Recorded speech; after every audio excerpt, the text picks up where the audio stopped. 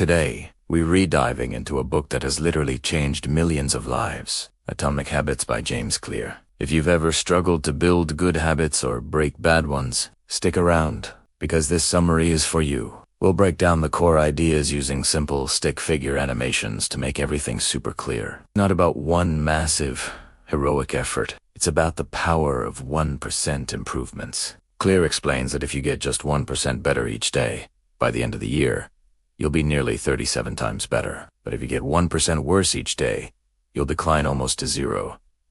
This is the magic of compounding. Small, daily choices don't seem to matter much in the moment.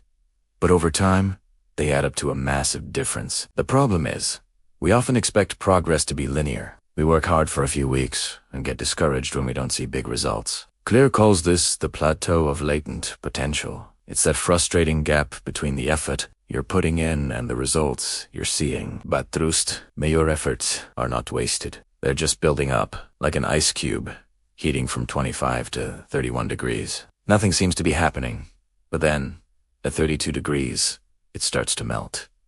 That's your breakthrough moment. The key is to persist long enough to cross that threshold. So, how do we actually build these habits? Claire introduces a simple, yet powerful, 4-step model.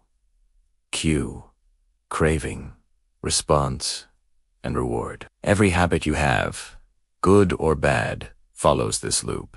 The cue triggers your brain to initiate a behavior. The craving is the motivational force behind the habit. The response is the actual habit you perform. And the reward satisfies your craving and teaches your brain to repeat the loop in the future. To build a good habit, we need to make it obvious, attractive, easy, and satisfying. And to break a bad habit, we do the opposite.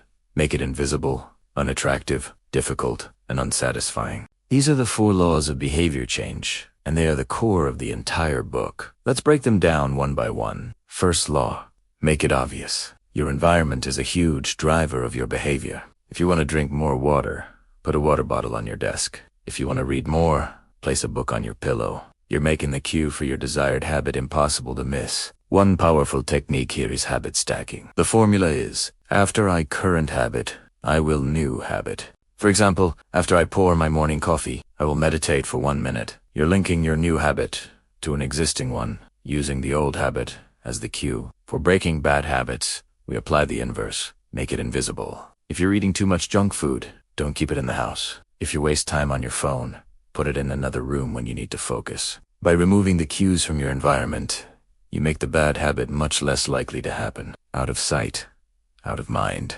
The second law is, make it attractive. Our brains are wired to seek pleasure. We're more likely to do something if we find it appealing. A great way to do this is temptation bundling. You pair an action you want to do with an action you need to do.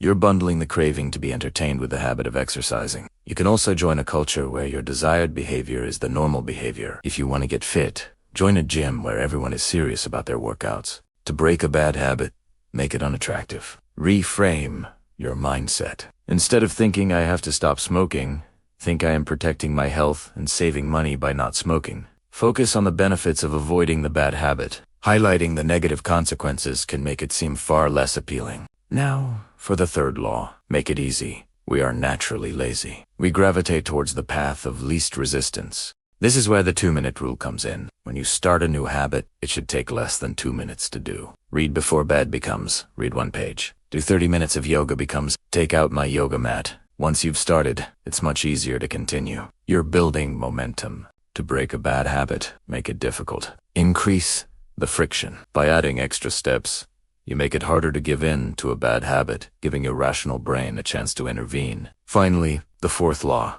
make it satisfying. This is the cardinal rule of behavior change. What is immediately rewarded is repeated. What is immediately punished is avoided. The problem with many good habits is that the reward is delayed. A simple way to do this is with a habit tracker. That little check mark provides a visual cue of your progress and a tiny hit of satisfaction. It makes you feel good and encourages you to keep the streak alive. The rule is, never miss twice. It's okay to have an off day, but getting back on track immediately is what separates success from failure. To break a bad habit, make it unsatisfying. The consequence needs to be immediate and painful, even if it's small. Get an accountability partner. Tell a friend you'll pay them $10 every time you skip a workout. The pain of losing money or looking bad in front of a friend can be a powerful deterrent. This creates an immediate cost to your inaction. One of the most profound ideas in the book is that true behavior change is identity change. The goal isn't just to read a book.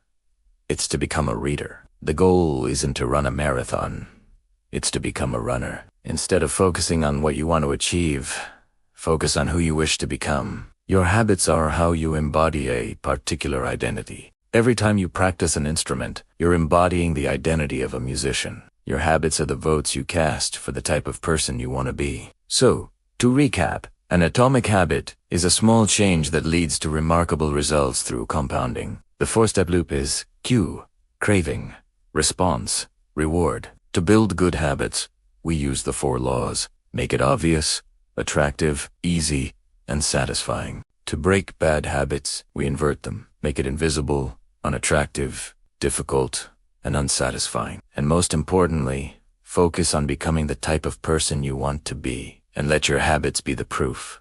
Start small. Don't try to change everything at once. Pick one small habit and apply these laws. Master the 2-minute rule. Stack your habits, track your progress. And remember, it's not about being perfect. It's about making small, consistent efforts every single day. That's the secret to long-term success. Thanks so much for watching. I really hope this summary helps you on your journey to building better habits. If you found this useful, give it a thumbs up and hit that subscribe button for more content like this. Let me know in the comments which atomic habit you're going to start today. See you in the next video.